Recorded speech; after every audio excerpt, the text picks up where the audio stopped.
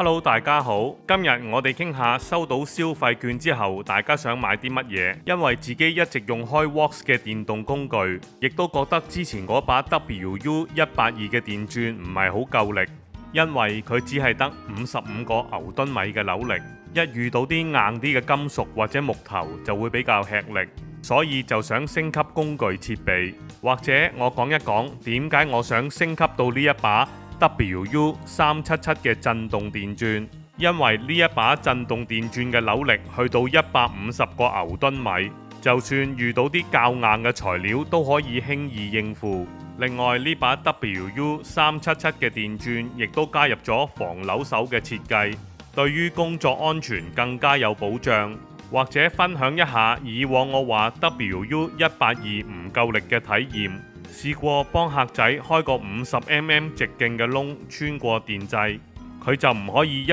氣呵成打穿佢，要停頓好幾次先可以穿得過。入手之後再同大家分享一下使用體驗，我會將呢部機嘅官方連結擺喺下邊，